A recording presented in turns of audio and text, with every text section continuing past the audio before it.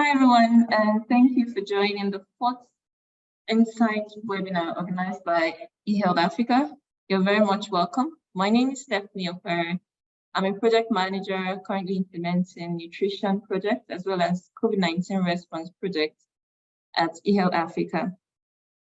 I'm delighted to have with us today, or rather we're delighted to have with us today, three panelists that will be taking a deep dive with us as we discuss the COVID-19 pandemic and some of the threats it posed, as well as how we can build resilience against future pandemics.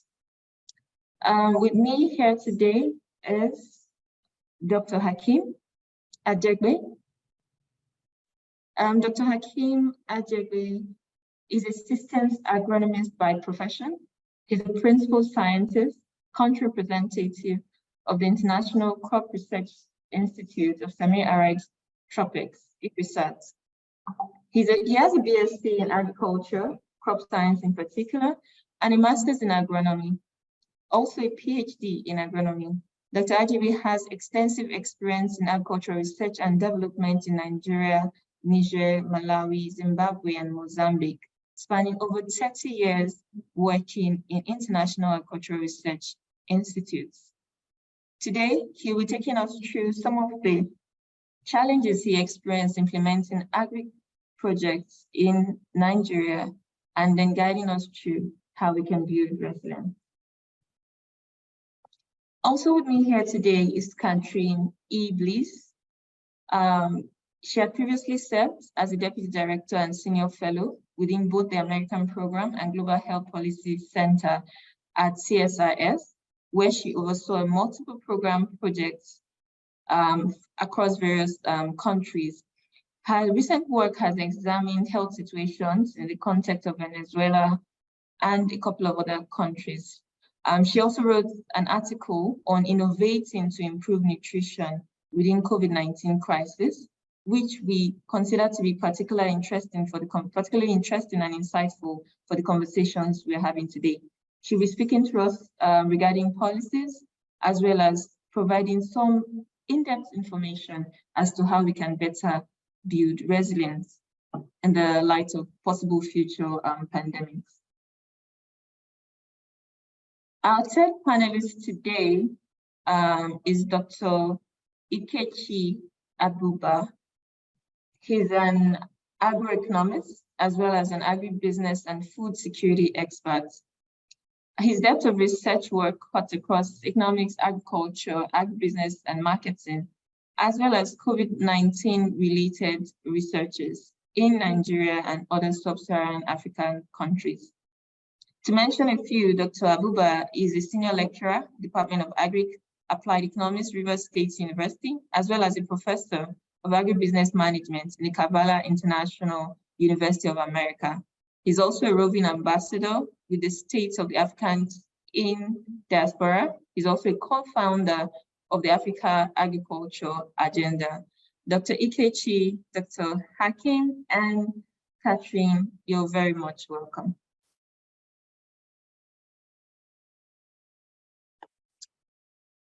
Right. So basically, this is what we're going to run through today.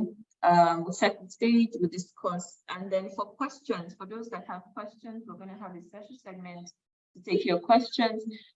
Please feel free to leave your questions in the comment section, and then we'll come back and take each of your questions, at least as many as we can take within the last 15 minutes of our discussions today. Please, Elijah, feel free to give me a nod as we proceed once David's available to give the address, but I think we can proceed in the interim. The major reason why we're on this call is actually as a result of the need to ensure that we're learning from our experiences of the COVID-19 pandemic. You would agree with me that the pandemic has had indirect impacts on maternal and child nutrition, and some of this impact can actually be severe and long-lasting. Many health systems have been weakened or overwhelmed, and this has also led to reduction in access and utilization of nutrition services. The stress on households have also resulted in limited access to nutrition foods, and has also reduced their ability to respond to basic recommended nutrition actions. Gaps have been created in giving information to women on the first critical nutrition practice to be adopted, starting from their pregnancy to the point where the child is 2 years old. We can actually see that a lot of opportunities for sharing information were lost within the duration. However, efforts have been made by program implementers, various stakeholders to continue to ensure that we make impact in the light of these challenges. Throughout the pandemic, especially across Africa, various strategies were adopted or introduced to help improve nutrition, even within the crisis. Now more than ever, there's a need to reflect on these lessons from the COVID-19 experience and make considerations towards building resilience. As such, this webinar has been set up to allow us share our various experiences that can assist stakeholders in adapting their nutrition programs in the light of the challenges brought about by the COVID-19 pandemic. We also are looking forward to triggering further conversations regarding resilience building approaches that can be taken to ensure that we're better prepared. Without further ado, I'd like to go straight into the conversations for today. And I'll be starting off with Dr. Catherine. I'd like to start off with Catherine today. Like I did mention, we came across the article that you wrote, Innovating to Improve Nutrition Within COVID-19 Crisis. There was a lot to glean from that document, but I think you can help us kickstart this conversation by talking us through some of the challenges stakeholders experienced during the COVID-19 pandemic, and also, highlighting some of the strategies that were adopted by nutrition implementers during the pandemic. Catherine, please. Sure. Well, thank you. It's a pleasure to be here. So, in the decade prior to 2020, prior to the pandemic, we know that there had been good international momentum on prioritizing nutrition programs within the health sector. Basically, recognizing that nearly 1 billion people per year were not accessing sufficient quantities or really quality of food, vitamins, and minerals for optimal health. And that poor nutrition was causing an estimated $3.5 trillion in losses to the global economy. The international community had taken several key steps really between 2010 and 2020. The Scaling Up Nutrition movement was launched in 2010, which was really geared toward generating investments and voluntary commitments by countries to take action on improving nutrition for their populations. In 2012, after the World Health Assembly, the Comprehensive Implementation Plan on Maternal, Infant, and Young Child Nutrition was released. The Sustainable Development Goals from 2015 really put a very strong prioritization on nutrition in Goal 2, which is to end hunger, achieve food security, and improved nutrition, and promote sustainable agriculture. So that's a comprehensive goal, but nutrition is very clearly right there in the middle of it. And of course, we know that nutrition is really integral to a number of the other SDGs, which focus on health and gender, water and sanitation, and the Global Partnership for Sustainable Development. Then in 2016, the UN General Assembly basically declared the years from 2016 to 2025 to be the decade of action on nutrition. Really meant, again, to galvanize funding and increased activity around nutrition in priority countries. And then really to kind of cap off that period between 2010 and 2020, the Nutrition for Growth Summit was planned for December of 2020. That had to be postponed until 2021. But we've really seen that over the past 3 years, the pandemic has undermined this momentum and progress on nutrition in many ways. I think first we can say border closures, we saw travel bans and border closures, and lockdowns and curfews really made it difficult for agricultural workers, including migrant labor in some places, to harvest, to cultivate and harvest food in a timely way. And I'm sure, some of my colleagues, on the panel will talk more about some of this. We saw that travel bans and lockdowns provoked disruptions in food supply chains, limiting deliveries of food to urban markets in particular for those people who were really, stuck in urban centers. Lockdowns led to disruptions in regulatory regimes, meaning that on occasion, contaminated food or subpar quality food made its way to markets and households. In sub-Saharan Africa and other parts of the world where there's a large percentage of people working in the informal sector, they saw a considerable loss of income during the height of lockdowns and quarantines when they couldn't get out of their homes to either look for work on a periodic basis or undertake the activities that they were normally undertaking either on their own or in partnership with others. Schools where some children were able to get at least one nutritious meal a day were closed and children stuck at home during the curfew period. And then health clinics were also closed or either on reduced schedules for social distancing purposes, to keep people from crowding in those clinics. And so, really for families that were already struggling with so many of these other issues, getting children assessed for nutrition needs was really also a challenge.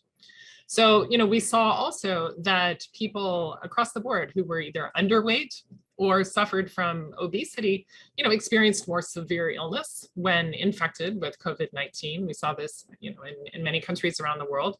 But at the same time, in 2020, already the UN warned that an additional 6.7 million children could face wasting that year alone, certainly more than would have been expected to die from COVID-19 infection. So, Stephanie, I can talk a little bit now about some of the innovations, or do you want to kind of wait and hold that for a little bit later?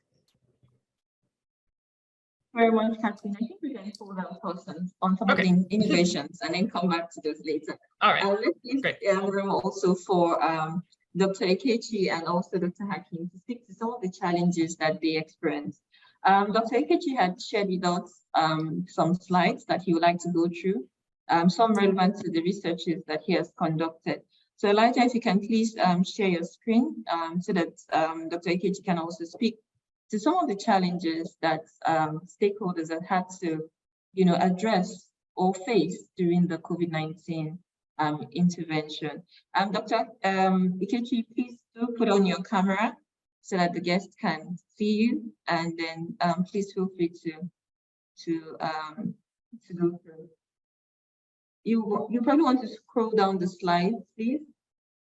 Elijah? Yes, please. That's the slide. Yeah, thank you very much, Stephanie. Sorry, I will switch on my camera after now. Yeah, my colleague issues that touched on, the experiences that people, especially the stakeholders who were involved in, services, public services, and all of that. Yeah, going back to the challenges in Nigeria, not just in Nigeria, in African countries, but anyway, this is just one of the researches that I facilitated. It was a Michigan State University spearheaded research with World Fish, Federal Ministry of Agriculture and Rural Development, as well as the United States Agency for International Development. So the research captured that COVID-19 pandemic affected the masses in various ways, and with respect to nutrition. For example, in Oyo State, not just in Oyo, we had 7 regions, 7 areas in Nigeria which touched on Oyo, Kaduna. We had in South Nigeria, in Port Harcourt. Then we had also around Northeast, that's Gombe area. And we had in Abuja, yeah, and 2 other places, yeah. So, and then the findings tilted towards the reduction of access to food supply by both sellers and families. And then most small and medium-scale enterprises experienced financial difficulties due to low demand, and they had to resort to giving out food supplies on credit to prevent wastage and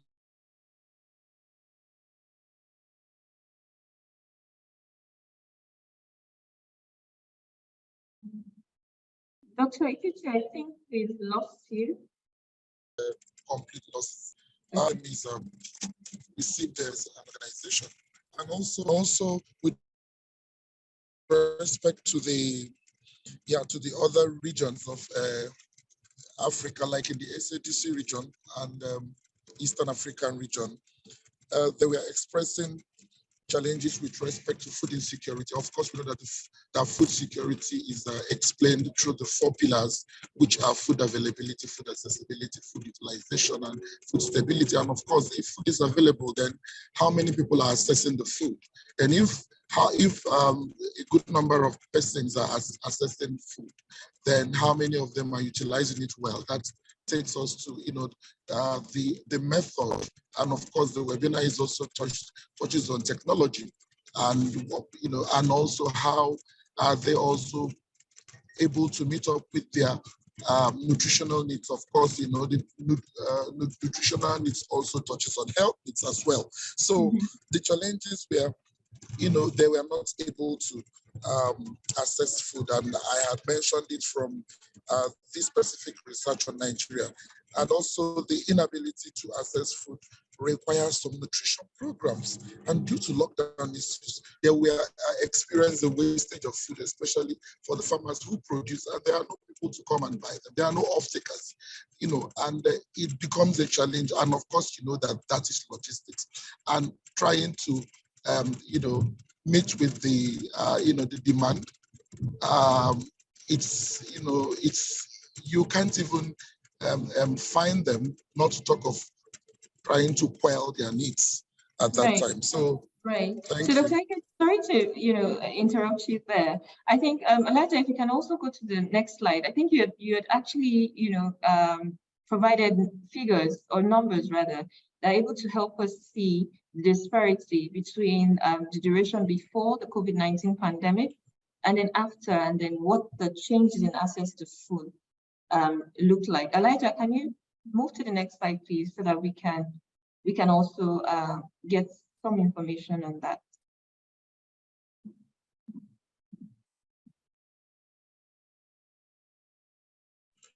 Yeah, I think that was the research that we carried out in the southeast Nigeria. It was a coping strategy research, and there were some indications which were pointers that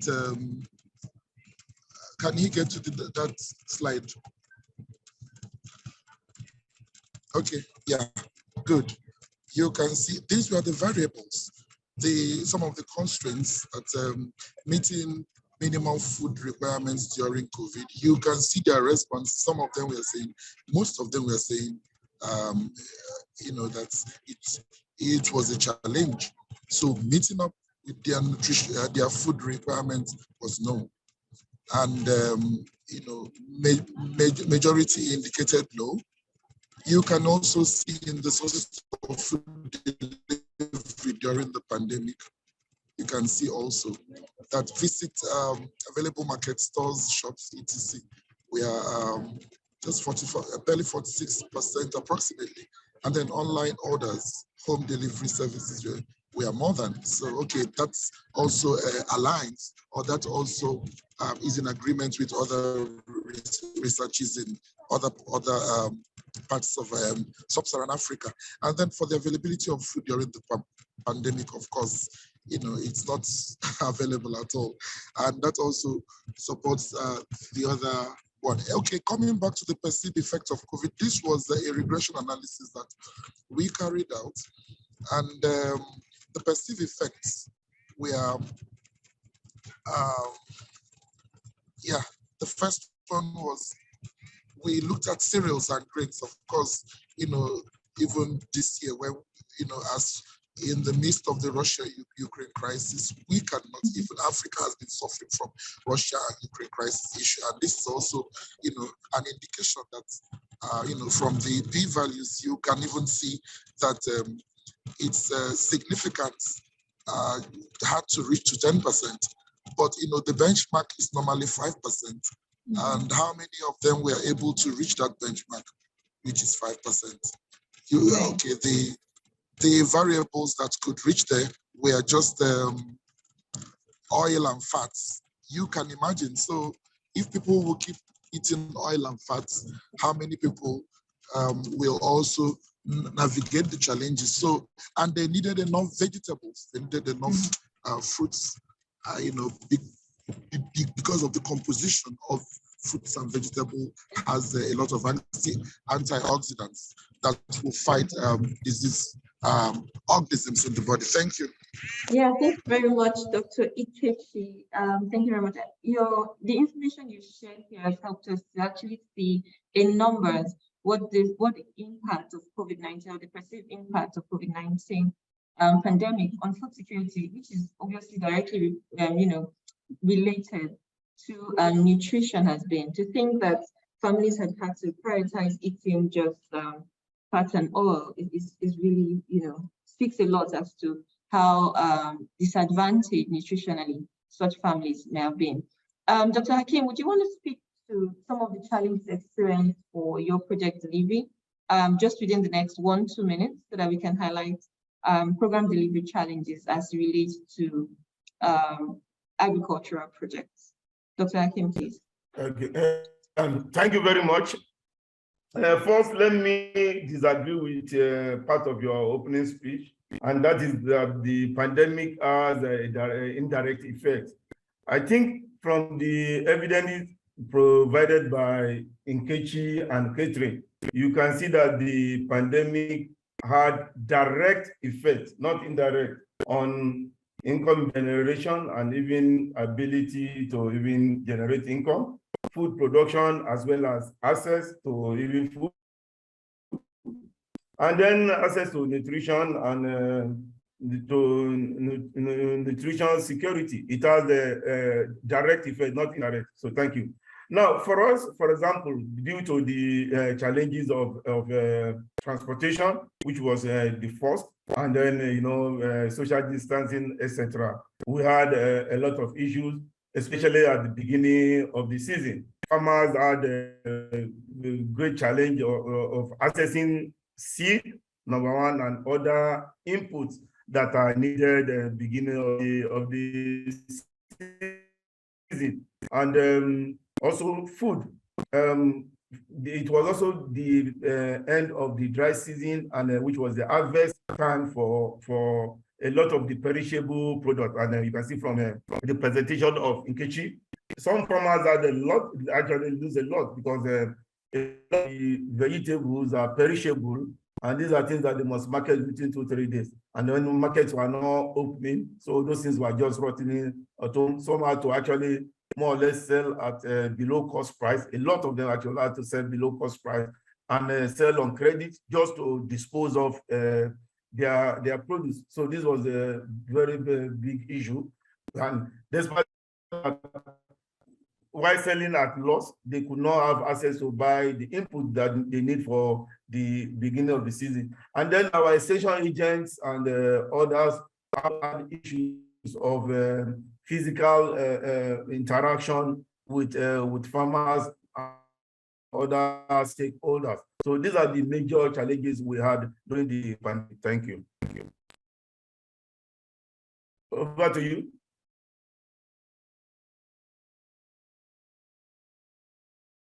Hello. Right. Thank you very much, Dr. Hakim. Thank you for that feedback. Just to summarize some of this feedback, the information that our panelists have been sharing with us so far. Catherine has, it sort of set the stage for where we were as it relates to nutrition at the onset of the pandemic. And, both Dr. Hakim and Dr. Ikechi have actually taken us through some of the challenges. One thing that was recurrent from all of the panelists is actually access to food at the household level and how the disruptions that actually affected supply of food information, nutrition-related information as well to households. I believe it begs the question, how did we survive through the pandemic? Moving on the conversations, we would like to start to think through or to discuss some of the effective strategies or adaptations that were employed during the COVID-19 pandemic to ensure that we thrive. I'd like to start now with Dr. Hakim, right? So particularly in Nigeria, what would you say allowed nutrition stakeholders to thrive during the pandemic? Dr. Hakim, please. Okay, yeah, thank you very much. We luckily, I will say technology came to rescue, and technology more of in terms of communication, IT technologies are what rescued us. And we are actually able to meet most of our planned activities. First, what we had to do was to cluster our farmers into their various communities. And then luckily, majority, and I would say more than 80% of farmers have one form of handset or the other. And more than 50%, luckily again, have an Android telephone. So we are had to open platforms, and they had to form platforms at community level and in each of those locations. And because there was some approved meant for some movement of food, seed, and agri products. So we had to now send some of these items to those farmers in cluster. So send and drop at the community, and they were able to share. Then sending messages, technical messages about when to plant, how to plant, the new things, and etc., was through either voice messages, short voice messages of maybe like 30 seconds, 1 minute. In some cases, even audio, video messages were sent. And for those who don't have, we had to send text messages. So these are some of the things we use, mostly sending these messages. And then, so we'll identify what we call lead farmers or master farmers, who, in addition to a few places where the technicians or essential agents were able to access, those master farmers were able to send messages again to their within their communities, and also distribute some of those inputs. So basically, this was what we did that time. And then we talk later maybe about the resilience or our future plans. Thank you. Right, thank you very much, Dr. Hakim, for that. I think one of the key things or interesting things among all the list of approaches that you mentioned that was taken, or that stands out particularly for me as an eHealth Africa staff, is actually the use of technology, because technology is actually central to the work that we implement in EUT. And I think it's pretty interesting how you've used mobile technology to ensure that you're able to reach farmers, right? And I must also highlight your mentioning the use of the mobile applications for trainings, for sending video messages, right? Cost-effective approaches for reaching more people within a pandemic such as the COVID-19 one. I think that's an excellent approach. Yeah, so let's get some more information. Catherine was looking to highlight to us earlier some of the approaches that was implemented in Africa and some other countries. Catherine, please. Thank you. And I apologize if it's noisy here. A crew is outside my office taking down a tree, so I hope it's not too loud, but there's been a saw going on.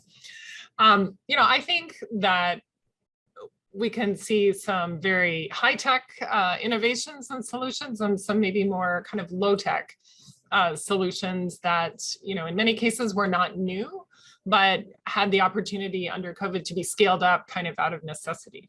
So on the more kind of low-tech side, I would point toward greater integration of health services.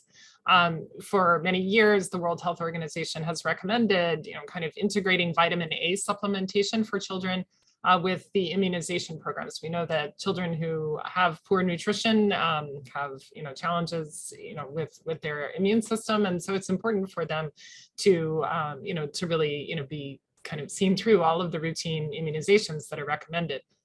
And so one of the things that we saw, countries doing sometimes with support from UNICEF and WHO during the pandemic was really better integrate the offer of vitamin A supplementation at the time of bringing the infants in for routine immunization, and also adding an offer of supplementation, kind of higher dose supplementation to mothers, encouraging them to continue breastfeeding and to, make the vitamin A, available, to make for more nutritious breast milk for children. So greater integration of infant services is certainly one. At the same time, because of lockdowns, because health clinics were in many cases closed, or people were afraid to go into clinics, we saw throughout many different areas of the health sector a greater adoption of community-led solutions, deliveries of antiretroviral drugs by community organizations, taking them to people's homes, really kind of checking in on community members to see how people were doing. We saw this in the tuberculosis space as well. And with nutrition, we also saw communities coming together to either to provide food for each other or to provide advice on where that could be found, and really to ensure that other members of the community were aware of and able to access things that they needed.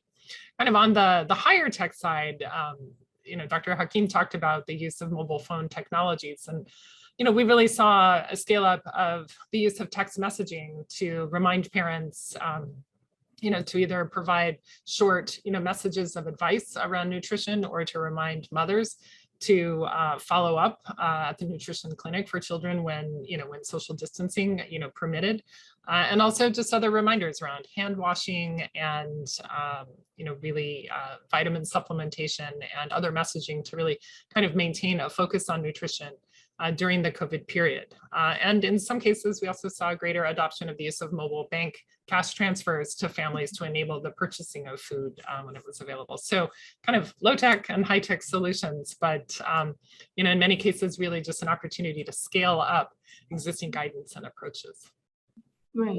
Thank you very much, Catherine, for that. You talked about low and high tech solutions. However, I think one of the key things you also mentioned is the integration of services, particularly in Nigeria. This has become one of the key priorities, actually, for the National Public Health Management Board. It's actually been part of the key discussions that has been ongoing lately. How can we better integrate nutrition programs with the existing programs? And how can we, basically integrate health programs in such a way that we're reaping the actual benefits of working, of implementing these activities together? And to think that, for COVID-19, some countries have actually, began to think in that direction and implemented things is also interesting.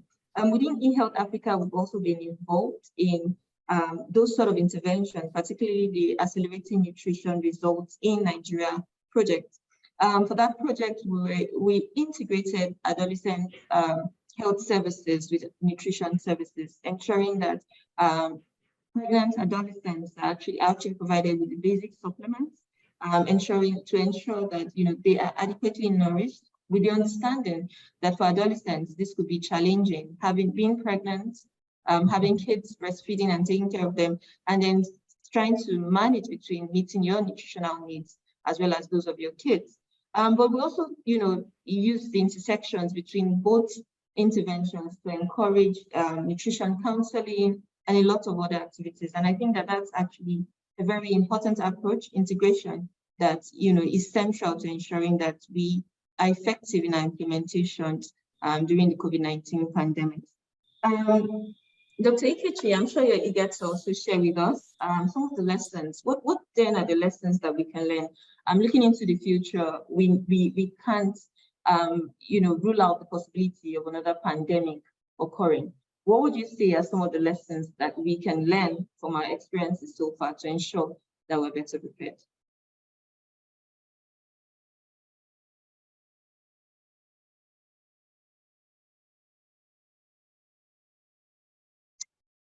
Dr. Ikechi, can you hear us?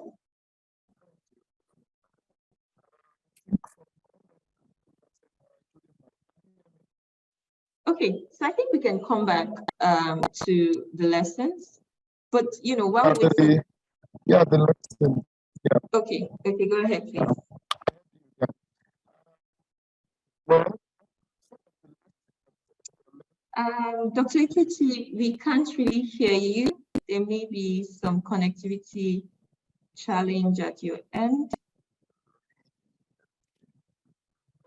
am I audible enough now?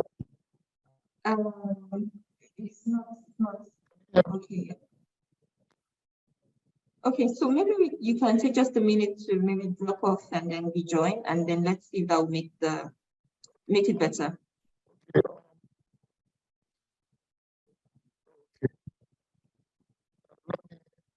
Also try to snap it. Yeah. There was so much focus on the health and medical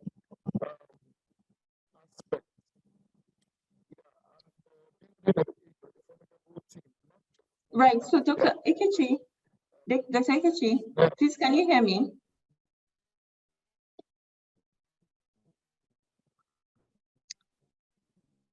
Please can you hear me?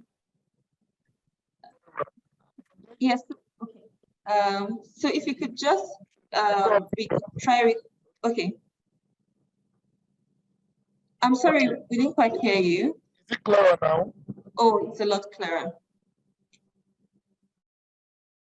Right, so you were speaking on some of the lessons that we can take from the COVID-19 experience. Please feel free to start over because we couldn't hear you.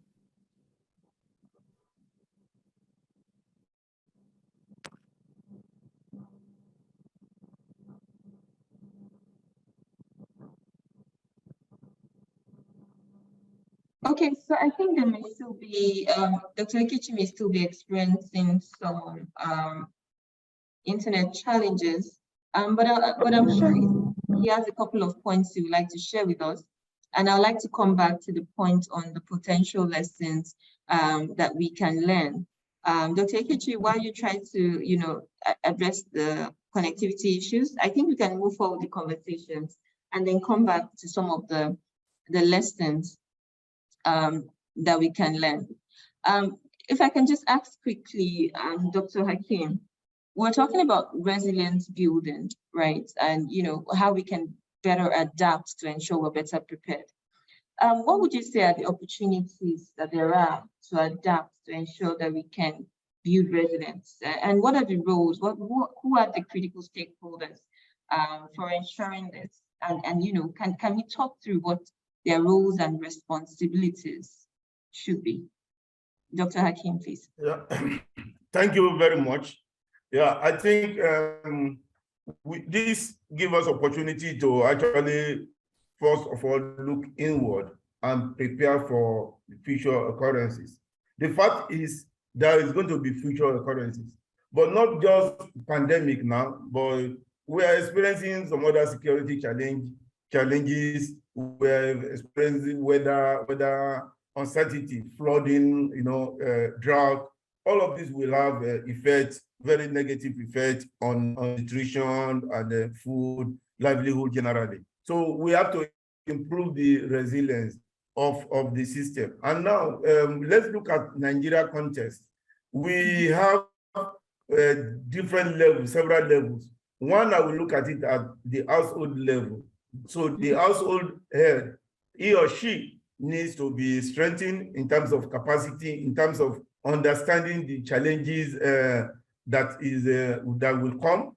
So the household head need to know that. Then at the world or community level, we need to be prepared at that level, community level. I will come back to it on what we need to do.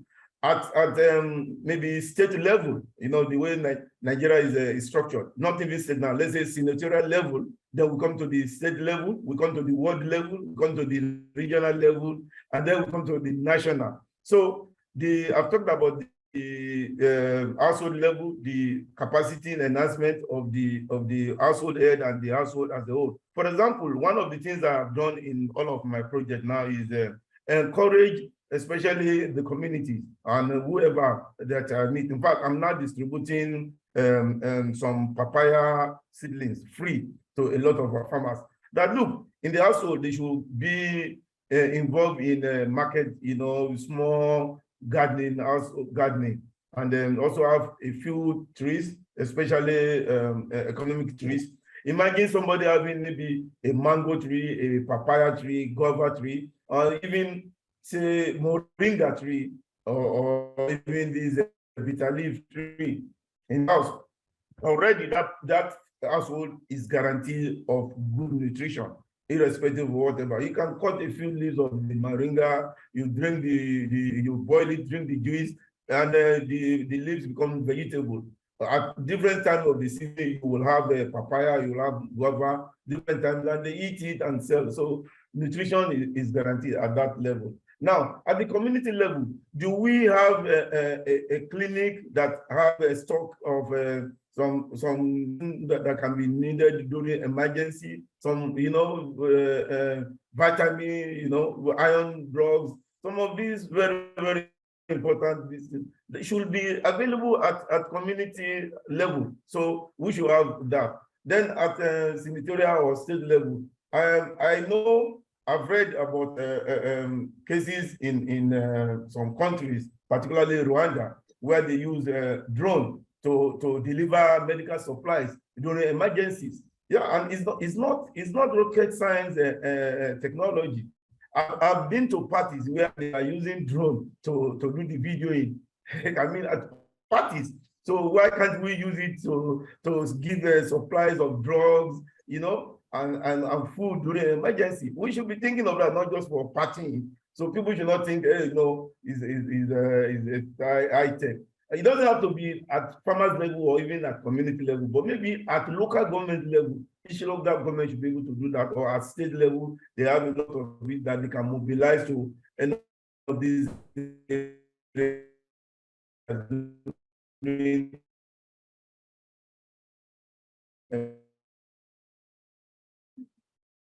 Okay, so we're losing you, Dr. Hakim.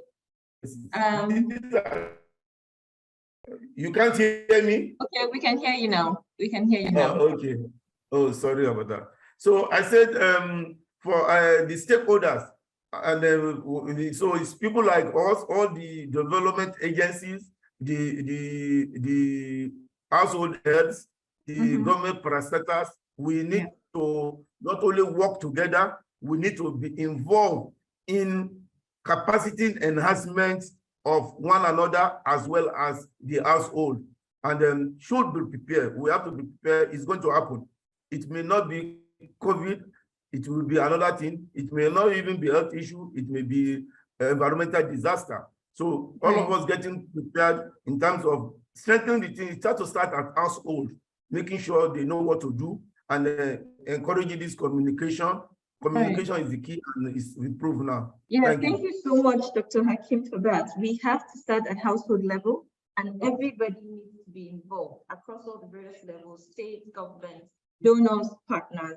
Everybody needs to be involved. However, one thing I think everyone on the call can take back is homesteader and gardening is very important, right? Whether this, what happens next, it's a COVID-19 pandemic or some other sort of emergency, we have to be willing and, be ready to respond.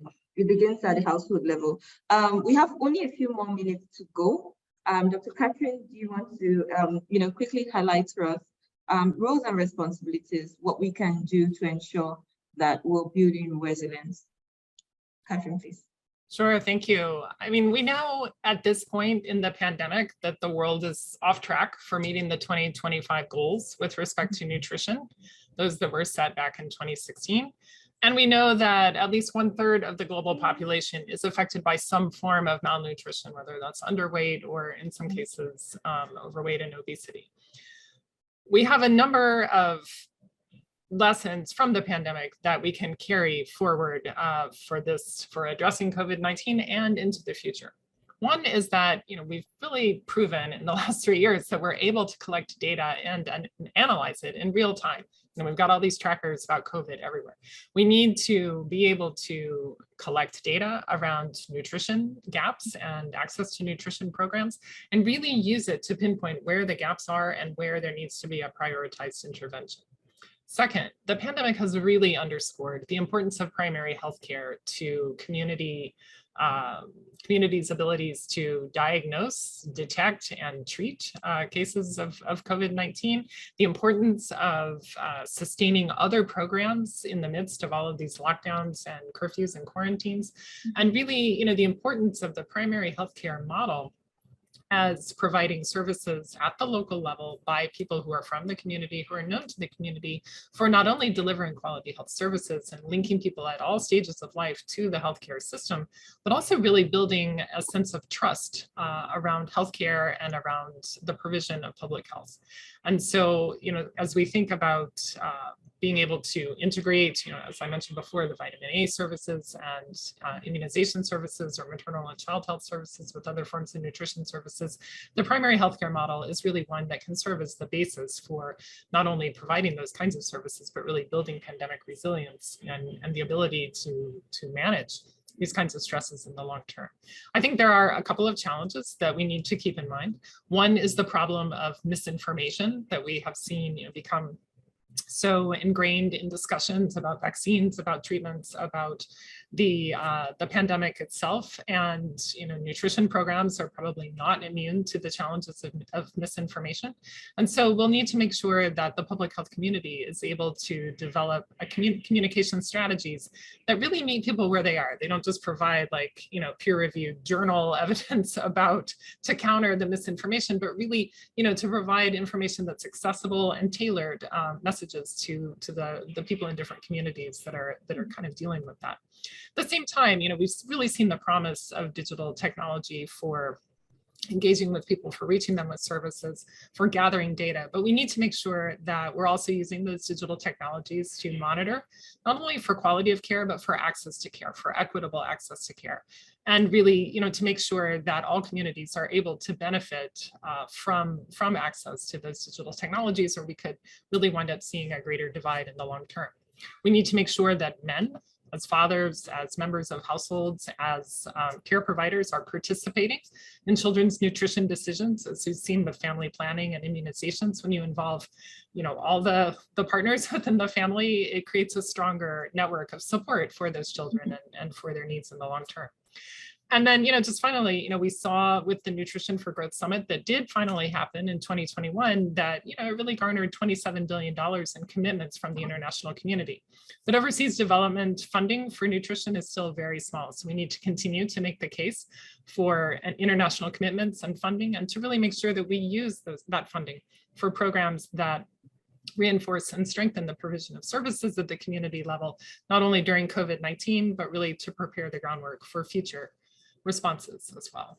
Right, thank you so much, Catherine. Thank you so much. You've highlighted a whole lot of things that can be done across the various levels. And I think something that you've also highlighted that, may be difficult to see, just looking at the issues before us, is actually gender equity, ensuring that across board, we're developing interventions or approaches that are addressing, all the genders, men, women alike, and also ensuring the democratization of data, ensuring that partners have access to this data and are utilizing it for decision making. We are currently at time at this point, and I would really like to give opportunity for people to ask their questions or to also share their thoughts on the discussions that we're having today. I'm sure there's so much more that the panelists would like to share with us, but it's also great for us to ensure that we're getting feedback as well from those listening to us. So we're going to take the next few minutes to take questions. Right, so please let's use the chat boxes. If you have any questions or comments or anything you would like to share, please use the chat boxes. Can I say something with respect to the lessons? Can you hear me now? Yes, Dr. Ikechi. Yes, we can take that 2-3 minutes for that. Yes, please go ahead, Dr. Ikechi. Okay, yeah.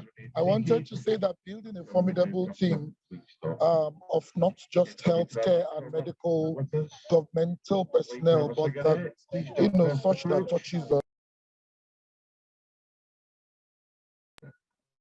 such that touches on nutritional dietary requirements, like the previous speaker, my colleague, and there should have been programs on touching on psychological, socio-economic needs of people at that time. Can you imagine people lose a lot of members of their families and they've never had that type of experience? The shock was so much. and also key players amidst food distributive methods. They ought to be considered also in the plan, like those who are involved in brokering activities, the middlemen. Most of them we are not even considered by the government, and by especially in most of the sub-Saharan African countries. So, and there is also need for proper assessment of who needs the food. It becomes important. That is with respect to the specific needs of the people. Then lots of communities across Africa experience political interference in the, in the food distribution, and there was no assistance received from value chain actors from any of the government agencies during the period, most times, yeah. And also the pandemic and associated policies severely affected the operations of small businesses along the poultry, especially, and even fish value chains in some states in the ECOWAS region also. Then the number of small businesses in operation declined in the months after the lockdown period, indicating a medium to long-term effects. So there was really a steady decline in the number of regular workers employed by those small businesses after the lockdown. So this may be an indication of a severe long-term effect of the pandemic and associated policies on business operations. And of course, all these things touches on the health and nutrition as well. So, employment of daily laborers was also disrupted. Both small and non-medium businesses experienced a decline in the number of, daily laborers contracted in all food supply chain segments, except for small businesses in the downstream supply chain. That's where the fish, chicken, and the egg retailers, for those in the livestock subsector of the agriculture sector. Then we also have finally the businesses along the fish and poultry value chains faced a increase in challenges during and after the lockdown. So numerous businesses faced financial difficulties in the months after the lockdown. And this is actually like a typology of what has happened in the bigger frame from what has been discussed. Thank you. Thank you so much. Right. Thank you very much, Dr. Ikechi. You Sorry for the network glitch. Sorry. Yeah, that's fine. Thank you so much. Right. You did mention one of the key areas, or would I call it one of the key blind spots for our intervention during the COVID-19. A lot of attention, was given to the health-related interventions, especially directly towards addressing the spread of COVID-19. But the value chain actors were not considered. And if food were not considered in most countries, especially in Nigeria, and if we cannot move food across countries, if we cannot, across locations, and we're not considering the key players in the production as well and processing, the SMEs in the value chains, this definitely had its impact. Right, so that's a key area from what Dr. Ikechi has said, that we need to draw our lessons from, ensuring that no matter what happens in the future, whatsoever pandemic we experience or emergency, the value chain actors are centralized in our plan, as well as those involved in food distribution across the country. Fantastic contribution there, Dr. Ikechi. Looking into the chat box, we do not have any questions at this point. I think that's the implication of that, is that everyone has been following through and has basically been taking in most of the things that we've shared here today. However, someone has asked that we please share the slide to your email. Yeah, please be rest assured that as far as you're registered for this meeting, further information and will be shared alongside the slides after the meeting. Since we're almost at time, we have just a few more minutes to go. I will still give some room. If you still have any questions or comments from persons on the call, please feel free to share. We still have another 4 or 5 minutes to respond to your questions or comments.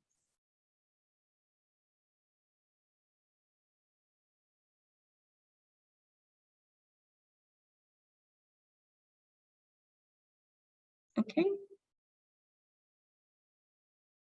Right. It appears there are no questions forthcoming or comments. So I'd quickly like to use this opportunity to thank Dr. Ikechi, Catherine and Dr. Hakim for the elaborate discussions today.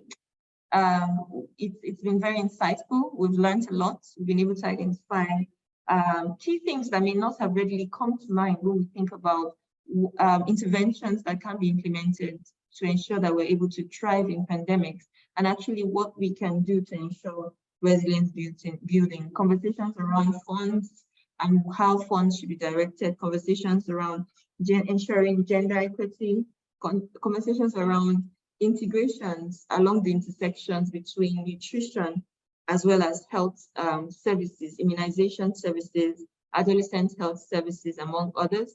And I think one of the key things also mentioned is really how technology played a key role across, but I think each and every one of the speakers actually mentioned something around an intervention that's, or one of the interventions that technology actually ensured that we're able to address the concerns with COVID-19.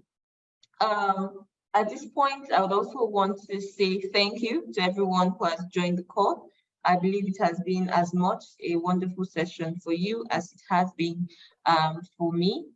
We hope to have more and more of these sort of sessions in the future. Please look out for the 5th edition of the webinar Insights to come to you hopefully within the next month. And I'm really looking forward to having you in that section. Once again, I wish to appreciate all the speakers for taking the time to enlighten us today. And we do hope that moving forward, nutrition programs will adapt some of the strategies mentioned here today to ensure that we continue to make progress towards resilience building for nutrition programs. Thank you all once again for joining the call, and do have a wonderful evening, morning, and afternoon, depending on the part of the world you're joining us from. Thank you.